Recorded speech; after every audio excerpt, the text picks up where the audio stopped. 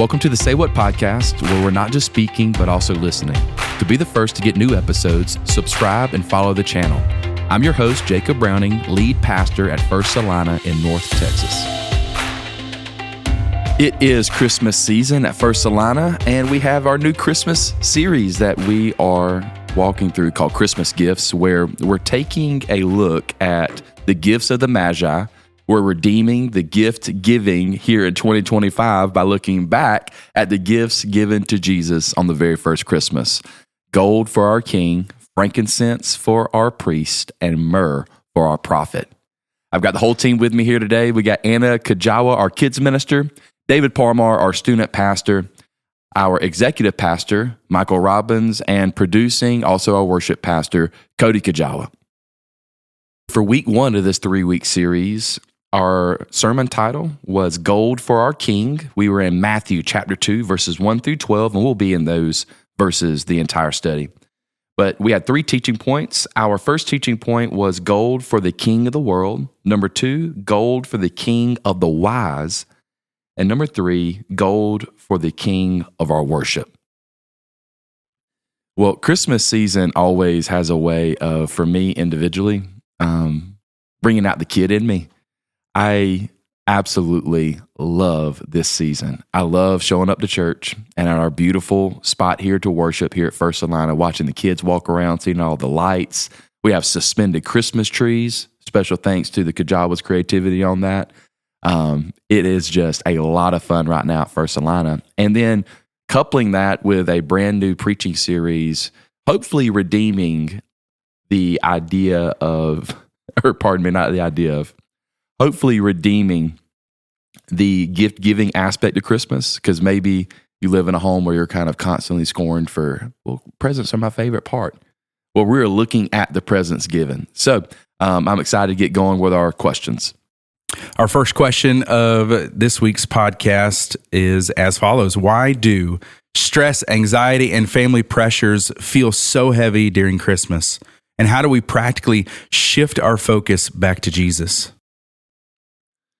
Anna, you had some great thoughts on something specific that popped in your head whenever we were doing our pre-production. You mind sharing what you said earlier? Sure.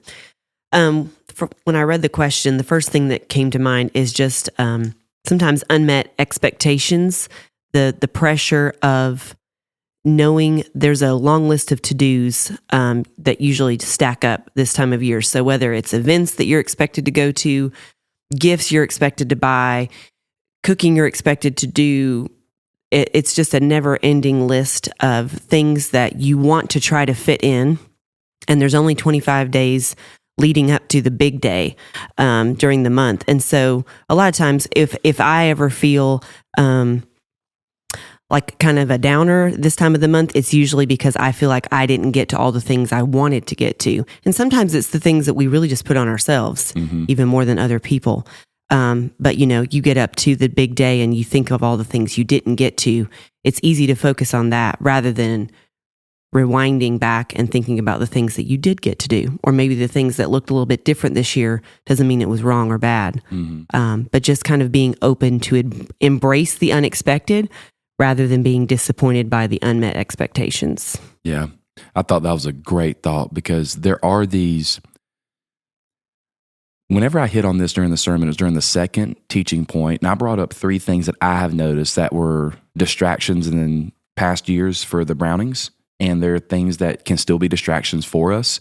And as I talk with people more and more, especially during the holiday season, I noticed that there were 3 things, and I listed them out for us on the screen. And in case you haven't watched the sermon yet, I know that that's on your to-do list, but I'll say it now for you.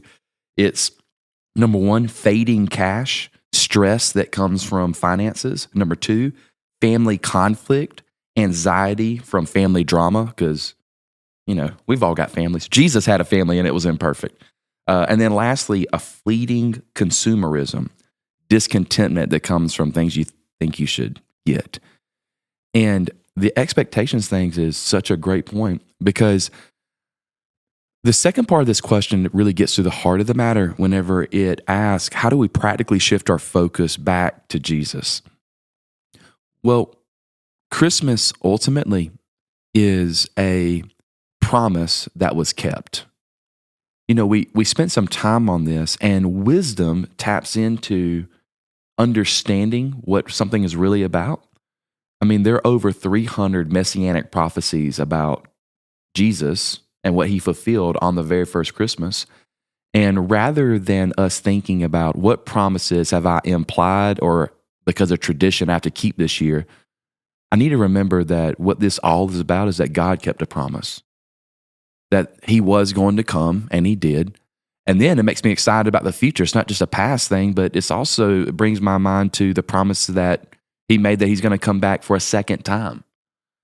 So Christmas is both a past kept promise and gives us excitement for a future promise for the second time that God comes to the world. I think that's a practical way that we can take away the pressures of the promises that we feel obligated to keep, is that, hey, this is really not about the promises we keep. It's about a promise that was kept. Now, of course, keep your promises as best as you can, but whenever you start to feel those overwhelming pressures, that's whenever it starts getting distracting.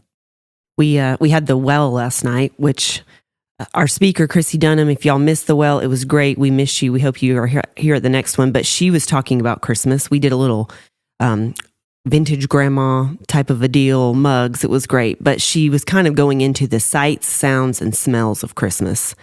And she recounted different stories from her past just about those three things. When you think of the Christmas season, it's probably tied to one of those three things. But how we can turn all of that and really think about how those things can remind us of Jesus and use it as reminders and encouragement for ourselves to share the hope of Christmas.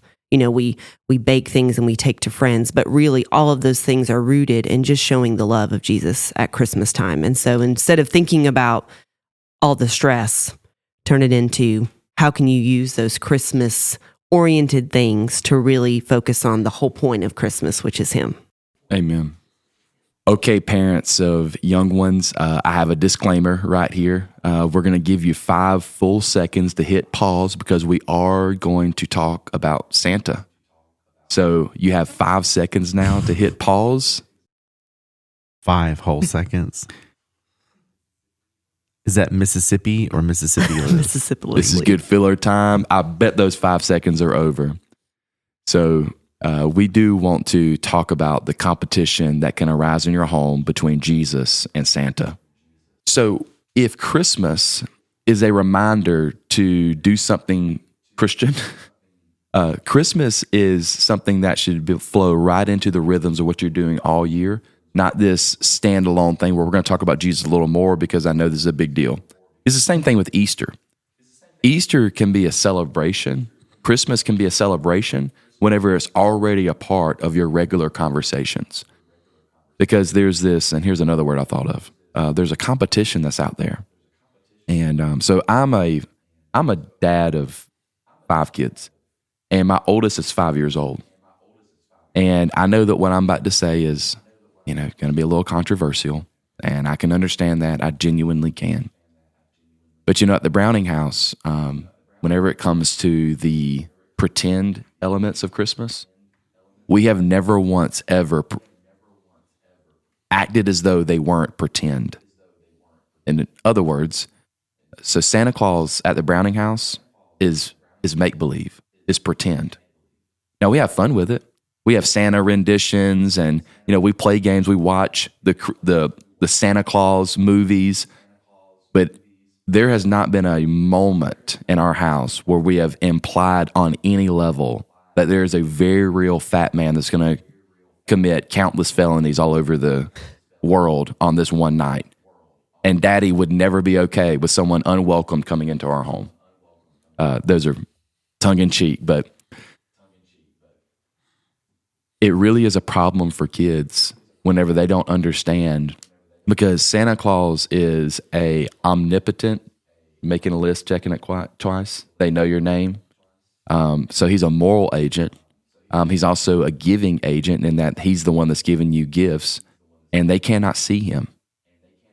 Well, that's very confusing for a 4-year-old, a 5-year-old, a 6-year-old, a 7-year-old whenever you, at the very same time, are trying to tell this whole other narrative for a God that is a moral agent they cannot see, and yes, does give gifts, say like salvation. I would just lovingly bring up the fact that you do not have to be Christian weird.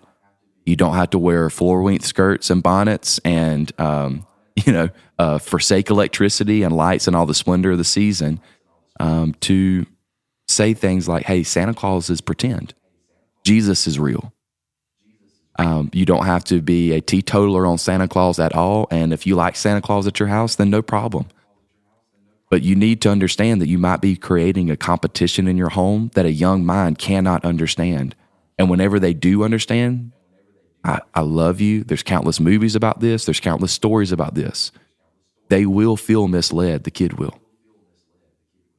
All right. Is it worth it in that moment for them to in some way feel misled whenever they realize, because it's a ticking time clock for all of us, they will one day find out that Santa Claus is pretend. So wouldn't it be great if the parents got out ahead of that? Well, Pastor, what if my kid ruins Christmas for another kid? That's a very good question. That's a really, really good question. What about this competition, out in our community, the competition between keeping their tradition of Santa? We also want to make sure that Jesus gets a highlight during Christmas season. What are we going to do? I don't think that telling your kids that Santa Claus is pretend ruins Christmas for anybody else. I think if you keep that going long enough in your home, it may ruin Christmas for your kid one day. And that's the fear of it. I'm not acting like this is clear and plain as all things, and I know this is a controversial take, but my family, we both embrace Santa. It's a fun thing that we do, but we are very clear to our kids about what the whole celebration of Christmas, what it's really about. So there's your pastor take on the stress, the anxiety, the family pressures that go along with the season, how we practically shift our focus back to Jesus. And I thought had a great comment on, hey, what expectations are really out there? Are these promises that you're trying to keep, or are you really celebrating the promise that was kept? What's your rhythm like throughout the year? Is Christmas we got to do something overtly Christian now. Let's go to church, or we got to talk about baby Jesus. Tell me that story again. Where's that in the Bible?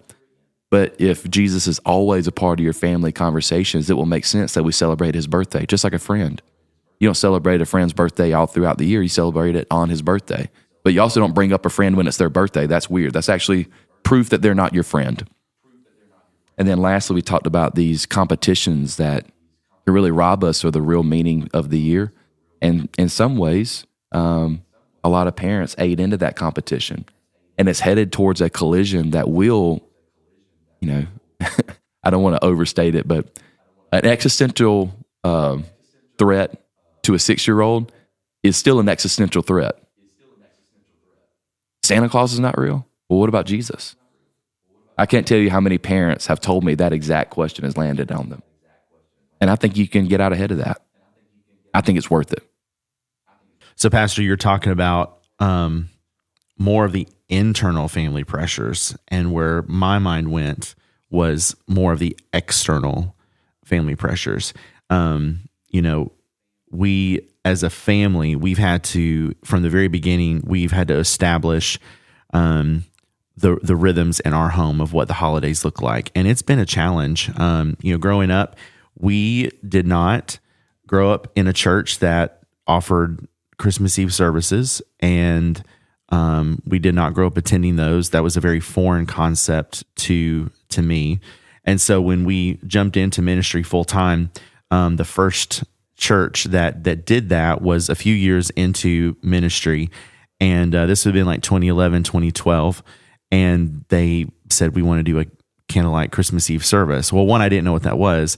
And two, I was like, well, I have plans on Christmas Eve because my family always does their Christmas on Christmas Eve. And in case this is a foreign concept, that I'm smiling really big right now because the worship pastor is like has a front row leadership role in a candlelight service. I was literally trying to think, how am I going to get out of this? Because no, we have our traditions, we have our thing. It would be like the pastor not preaching on Easter. Yeah, it was wild, and so obviously I did not skip Christmas Eve services that year. Ann and I were both there with children in strollers in tow.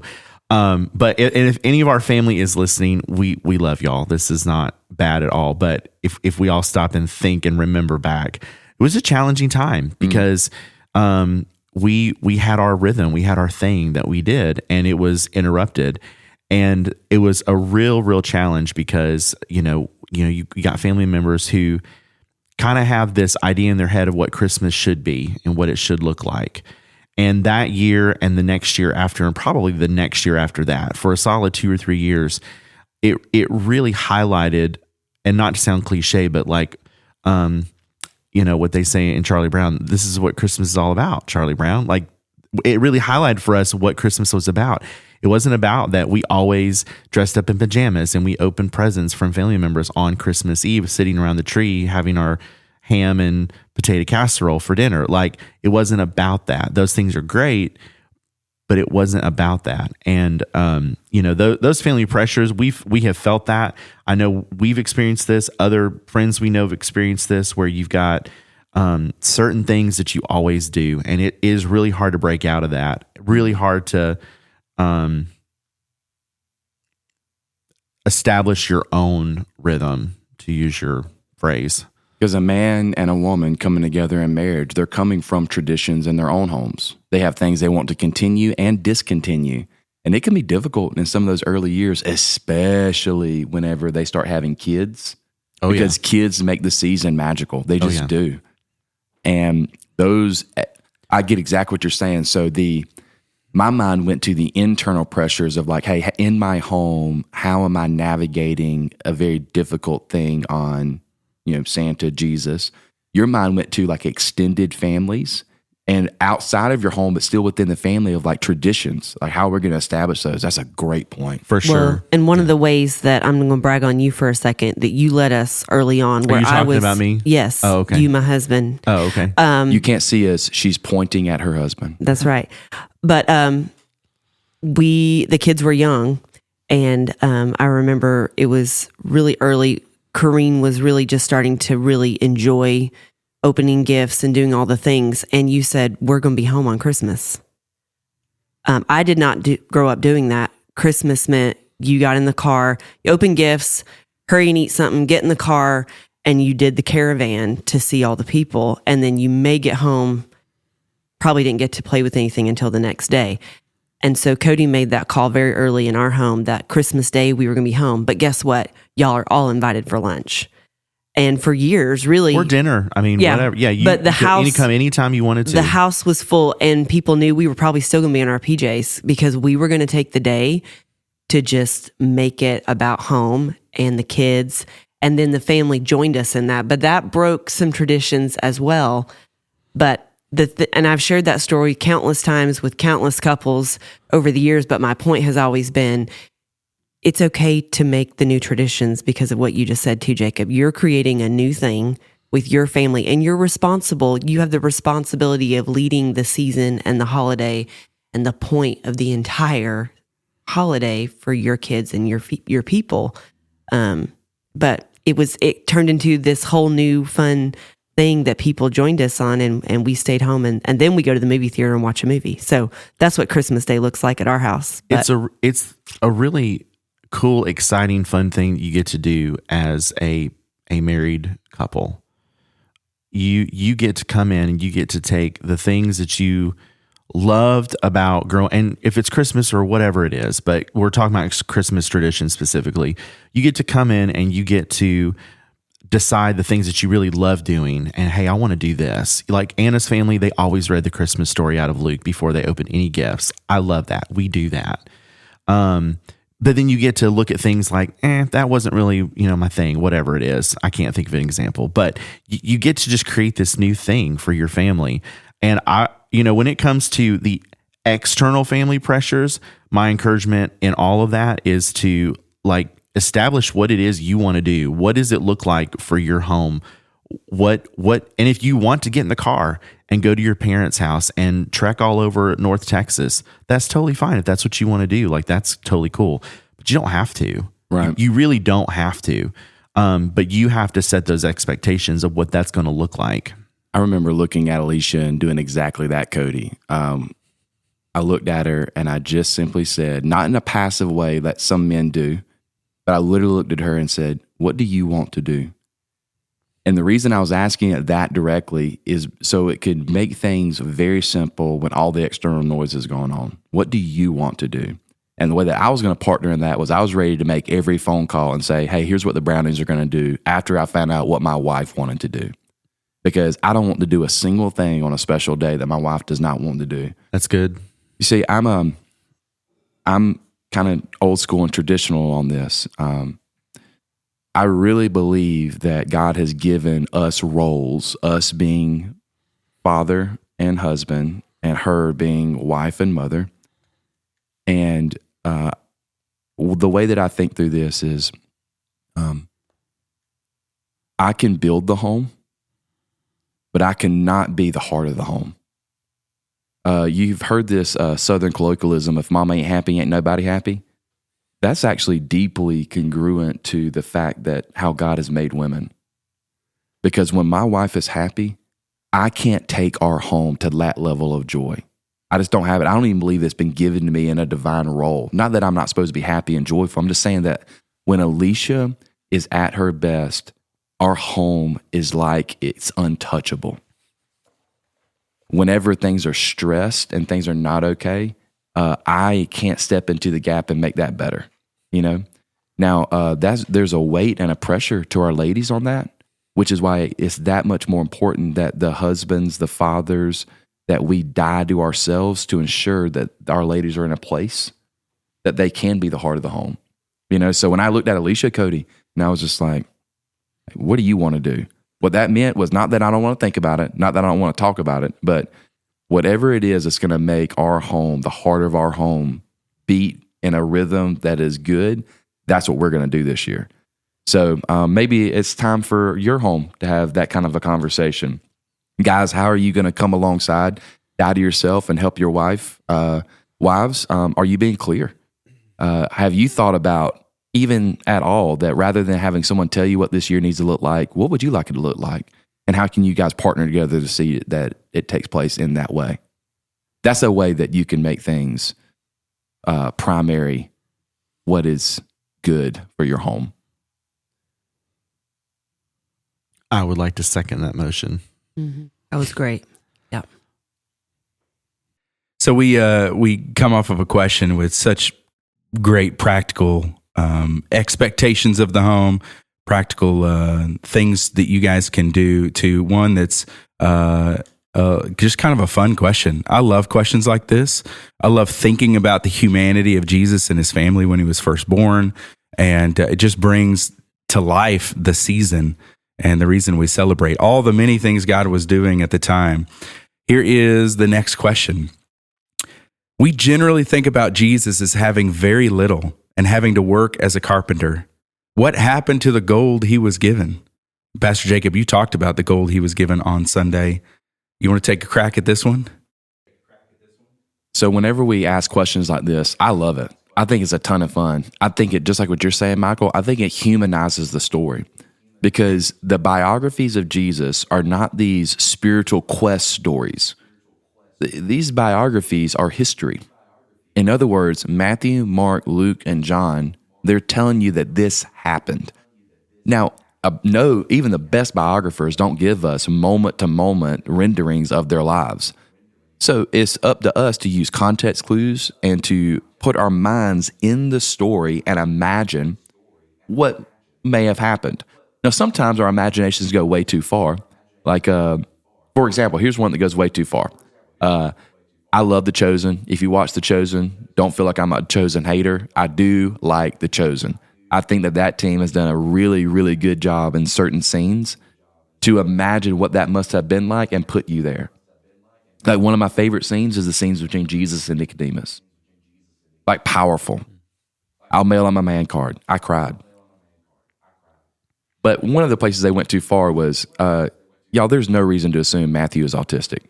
Like Matthew's in heaven, y'all. Like he's up there looking down to the tune of millions of people. They're watching an autistic rendering of him, and it's like, hey, there's no reason to assume that.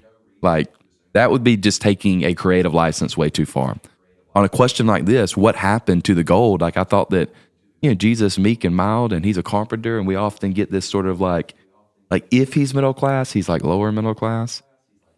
Well, one of the things that we don't quite get into, but I imply it strongly, is the full story around the Matthew's account of Jesus is the horrible thing that King Herod did.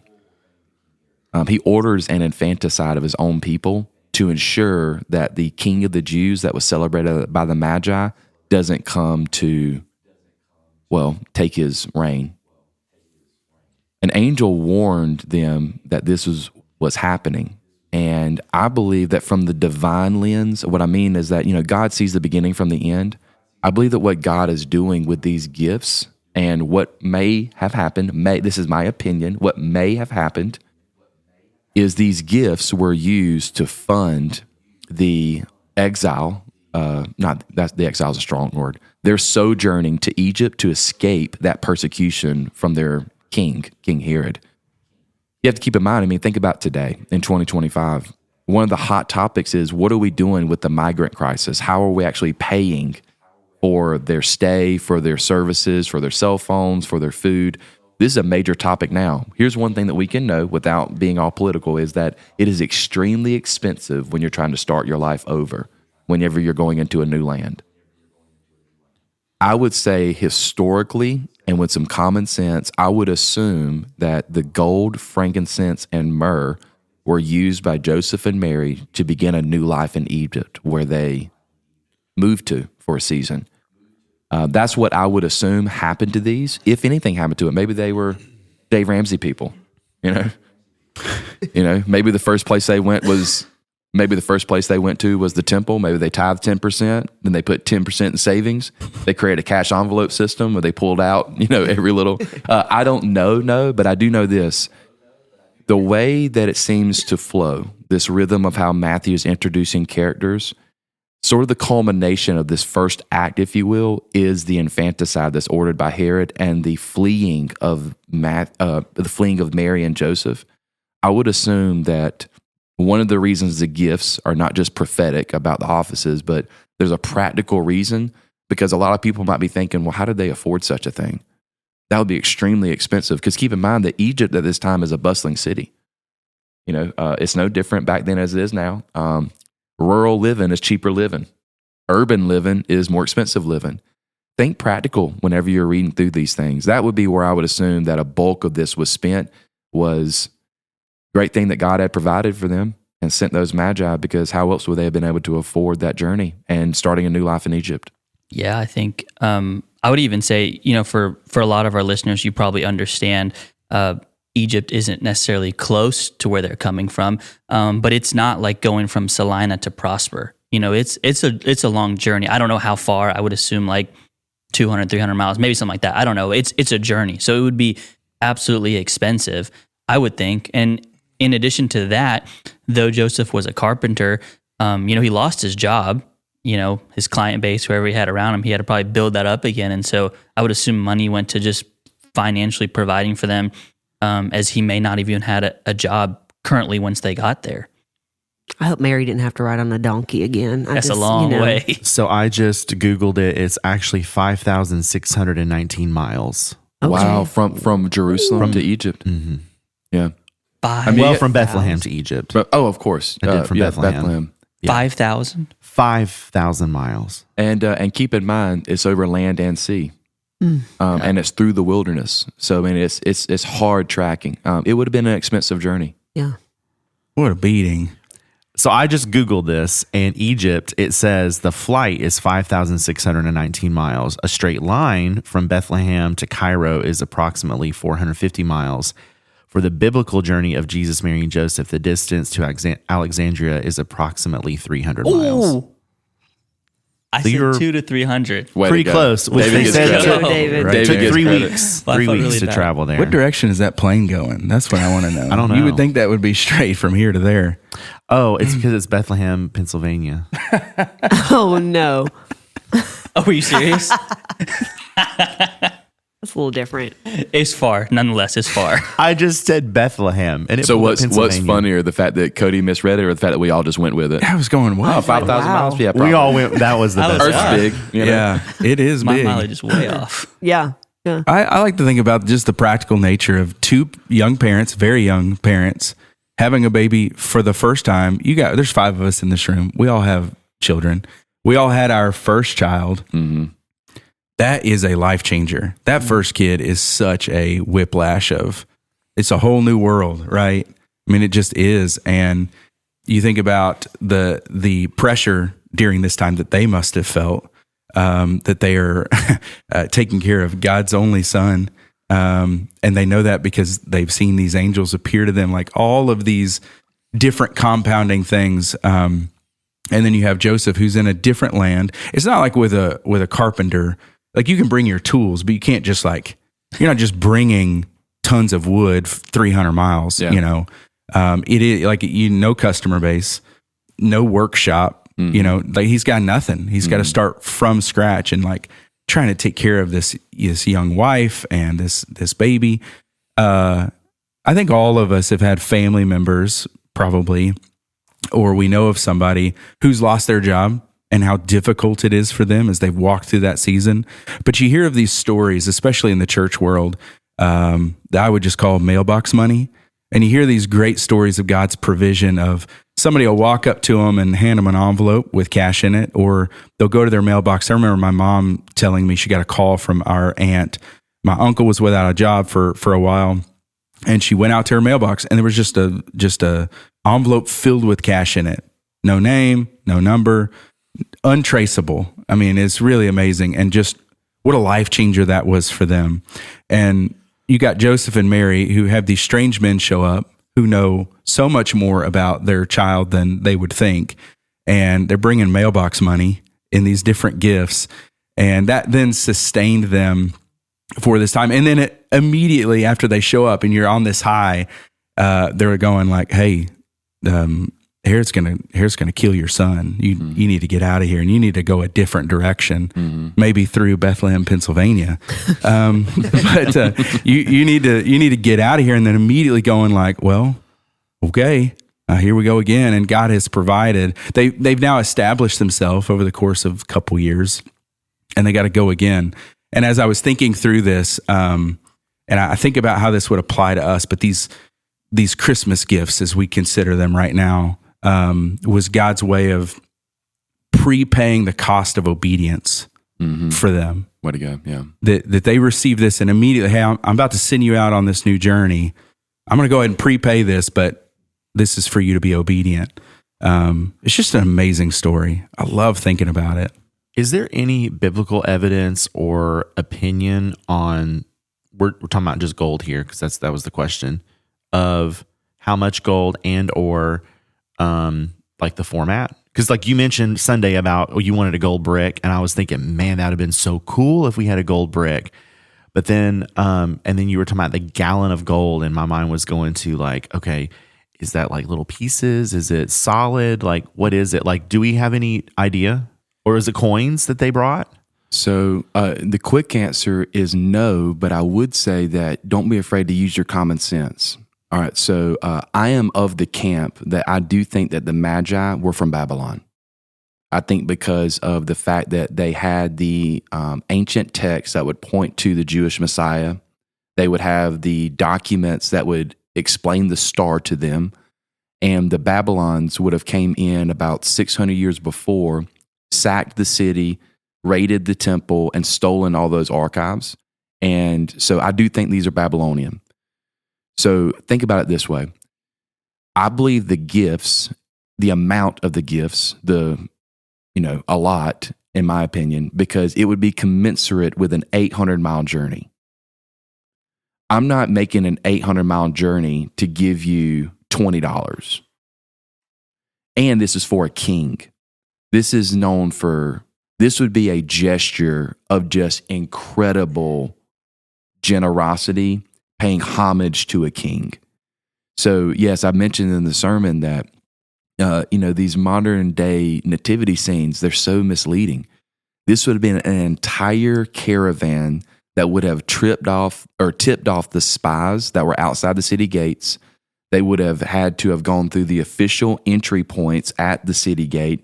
Herod would have known hours before they got to the palace that, there's great lavish gifts here intended for the King of the Jews, which gave us, the context for those two words that I talked about, deeply disturbed.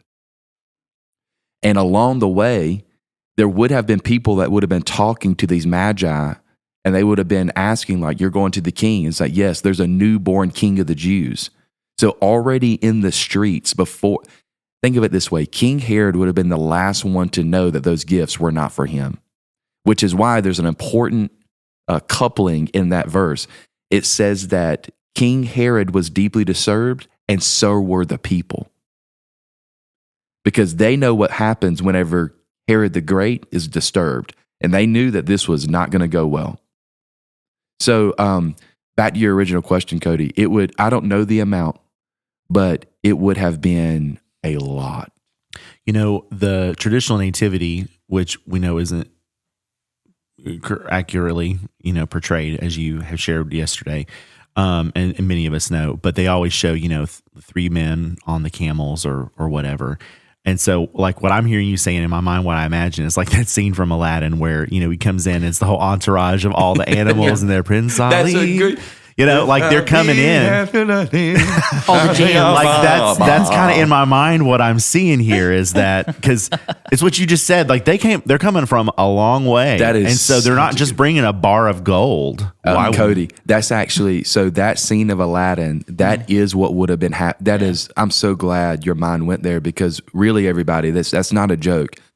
This would have been an entire royal procession being brought into a city that was intended to honor a newborn king. It would have been closer to a parade than a long man with a box on a camel. Yeah, and multiply it by 3. There's 3 of them, there's it's not three one of them. guy. Yeah. So this would have been a huge entourage that would have featured soldiers. It would have featured zealots of their community that would have been willing to die to protect, because they came over 800 miles of land that was ridden with barons that were ready to steal things. So this is, to whatever degree that you've only imagined 3 men on a camel, like your imagination has got to be spurred and understand how big of a moment it is. So Luke's Christmas story hones in on the shepherds, which points to the humility of the God who would come into a world that seeks to lead sheep, us metaphorically, and be willing to die for those sheep, because that's the ultimate call of the shepherd, to lay down his life for his sheep, okay? That's Luke's rendering of the Christmas story, equally true. Now, what is Matthew doing? Matthew is saying that there's a new kingdom of God that is happening that begins with the Jews because of a promise that was made specifically to the Jews that a man from the kingly line of David is going to come. So the origin story of Jesus' mortal life begins in kingship in Matthew. We have a king shepherd when you put them both together. The whole narrative of Matthew in the backdrop of the arrival of Jesus has to do with his kingship. So yes, think splendor. It would have been an amazing display. Pretty cool. Great question. That's great. I love that question so much. As we continue talking about these wise men, these kings who came to worship Jesus in a really extravagant way, I love this next question. It says this: what can we learn from the wise men about what real worship looks like, especially when it costs us something? Really discussed this in the final teaching point, which was gold for the king of our worship. There's 2 verses in here that really just grabs a hold of a pastor's mind when he's reading this, because it fully represents man's response to a holy God, to a divine king. And it's in verses 10 and 11 of chapter 2 of Matthew. It says there, When they saw the star, they were overwhelmed with joy. Entering the house, they saw the child with Mary, his mother, and here it is. Falling to their knees, they worshiped him. Then they opened their treasures and presented them to him. You can't preach it better than it's written right there. When you're in the presence of God, you hit your knees and you give it all to him. I am so grateful for this question because while that moment really represent the human response to this divine king, this babe at this time, that's true of today. And you have to imagine, like, these men risked life and limb to travel a long way to come and do this. And with all the modern technologies of vehicles and the splendor that God has given us, earlier you made a great point, Michael, whenever you were talking about God He provides the means for us to be obedient. That's exactly what's happening here.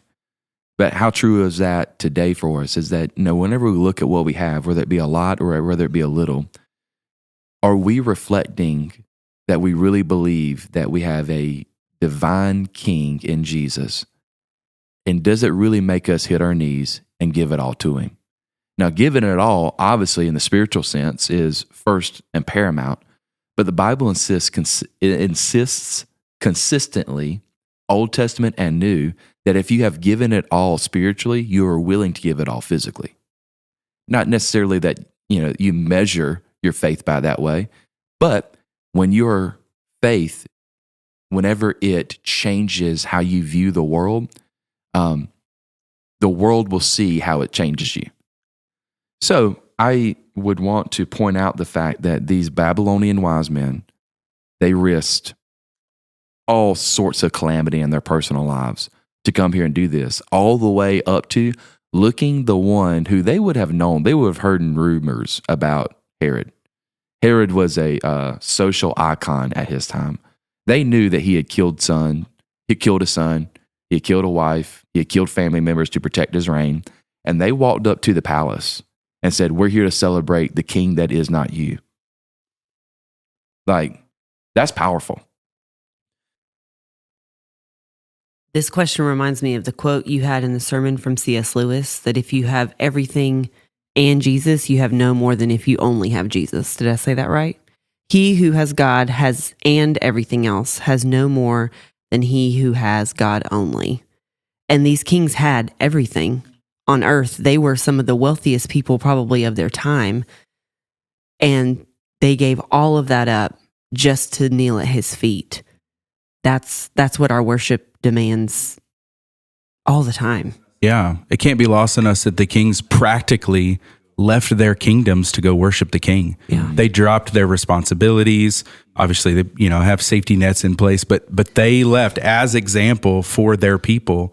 I'm going to go and worship the king, and had a long journey and took gifts. Like they sacrificed, but just like Jesus tells in Scripture, and it works for us, is applicable to us that we have to die to ourselves. We got to pick up our cross and follow Him daily. If even just in the smallest nature of what they did, it is a die to everything I have over here and take my journey and go follow Jesus. They were really the first examples of that being lived out. You know what's fascinating, I think, is so often we see this in 2025 that the non-cultural Christian gets it faster sometimes, most of the time, than the cultural Christian. Here's what I mean by this. These are Babylonians.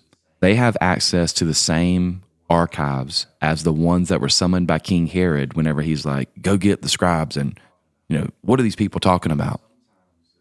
Sometimes the things that are brand new to us grab our attention, our mind much faster than things that we're used to. There's nothing, I am raising cultural Christians, praise God. I believe it's God's expectation for Christian parents to raise cultural Christians. Like, if we don't indoctrinate them, someone will. So I am all in on that. But I'm just noticing here in the story that of all people, the very ones that God used to exile his people 600 years before is the exact same ones he welcomes into the same city, up to the same palace that they had set on fire 600 years before, and said that, hey, we've been looking, and the Messiah should be here. Like, can you imagine? That's like the ultimate, you're sleeping on your job. Yeah. And someone that is not your cultural people from all those miles away, they get there thinking that we're late to the party, and they're unaware. Hey, Christian parents out there, if you're raising cultural Christians, and maybe you were a cultural Christian, don't let Christmas morning be the first time you talk about Jesus' story. I would say you're a little late to the party if that's what's going on. This kind of gets back to our rhythm. Christmas will be a celebration at the pace to which it's celebrated every day in your life. You know, if your kids are waking up and they're excited about the presents and they roll their eyes whenever you go to read the Christmas story, that might be telling you something about what they really think about this being this one time that we're doing this throughout the whole year, and you want to do this right before we're trying to open up presents, like right now.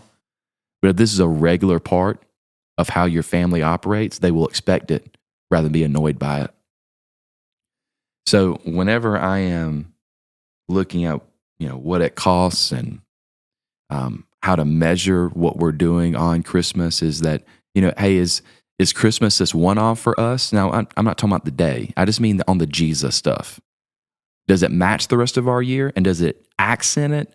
Or is this something totally random compared to the rest of our year? When I think of the idea of the question asker asking what is real worship, when you look at these wise men, they chose a path of like hunger and pursuit, like over the idea of convenience. And so for me, practically thinking about that in like the way that I have an authentic real worship to the Lord, it's choosing, a hunger and pursuit to pursue him over the idea of being convenience in my life. I think for those of us that live in North Texas or even in America, it can be often convenient to follow the Lord rather than having a genuine, authentic like hunger and pursuit for him. And as I think of real worship isn't something you necessarily like stumble into. It's something you like set your mind on. And so these wise men, they didn't just stumble into, King Herod. They set their mind on they're going to him, and then obviously they set their mind on following the Lord. It wasn't something that they stumbled into. And so as I think of real worship, it's something you genuinely set your mind on, even though it may not be easy. And what grace of a God who knows all of us so well that he would put on flesh and come to us. What an incredible gift. And that really is the celebration of this month. Well, Jesus is worthy of all the Christmas gifts that were given, and I'm really excited to talk about frankincense this week, how it points toward the office of priest.